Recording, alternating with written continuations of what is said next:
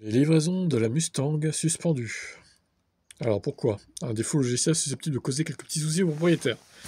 Les portes du véhicule risquent de ne pas se verrouiller ou de se déverrouiller correctement. Alors c'est bizarre, un problème de sécurité majeur. C'est pas la première fois qu'un défaut de niveau de serrure est apporté dans le monde des VE. On se souvient de l'histoire de Cyril avec son Fisker. Les pompiers avaient dû intervenir pour le libérer. Ah oui, c'est vrai. Bon, en même temps, les Fiskers, ils sont buggés, hein. On va pas se mentir. Il y en a beaucoup qui ont plein de bugs, hein. C'est d'ailleurs pour ça que même s'ils ne sont pas chers aux enchères, vaut mieux pas tenter quand même. C'est un gros risque, je trouve.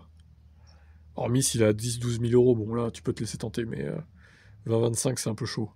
Toutefois, il est assez rare que ce genre de défaut frappe des constructeurs ayant pignon sur rue. C'est pourtant la situation dans laquelle se trouve Ford actuellement. En creusant, l'interlocuteur avait compris que le problème venait de la batterie 12 volts. La marque américaine fait face à de nombreux dysfonctionnements similaires. Le loquet électronique des portes se bloque. Il peut, dans certaines situations, empêcher le déverrouillage des portes avant. Et cela même si l'occupant a déjà utilisé le mécanisme manuel de secours. En clair, la porte est susceptible de rester verrouillée une fois refermée. Ah bah c'est bien, tu restes enfermé dans ta bagnole, là. Avec des risques évidents si les personnes se trouvent encore à bord. Là aussi, la défaillance est liée à la batterie 12 volts, dont la décharge anormale perturbe le système électronique. Bon, ça c'est quand même fou. Ça fait combien d'années qu'elle est produite? Bah 2021, j'ai la réponse juste après.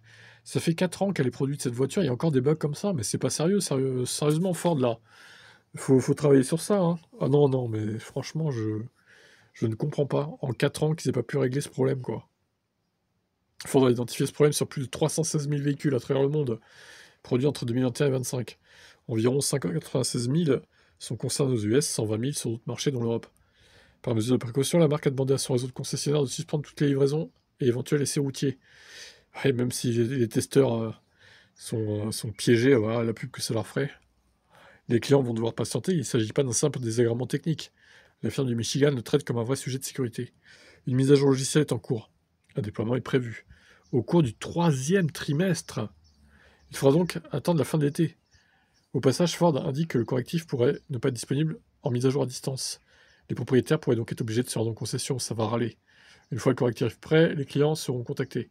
La réparation sera évidemment gratuite, mais en attendant, c'est pas très rassurant. Bah c'est ça, enfin... Ça veut dire qu'à tout moment, ta batterie peut tomber en panne, 12 volts, tu peux rester coincé dans ta bagnole, ou alors la voiture se ferme plus, quoi. Bon, vaut mieux peut-être ça que l'inverse de la code, d'ailleurs, mais bon. Alors, c'est pas très sérieux, Ford, un constructeur comme ça de renom, ça fait un peu tâche, hein. Ce genre de problème, bref.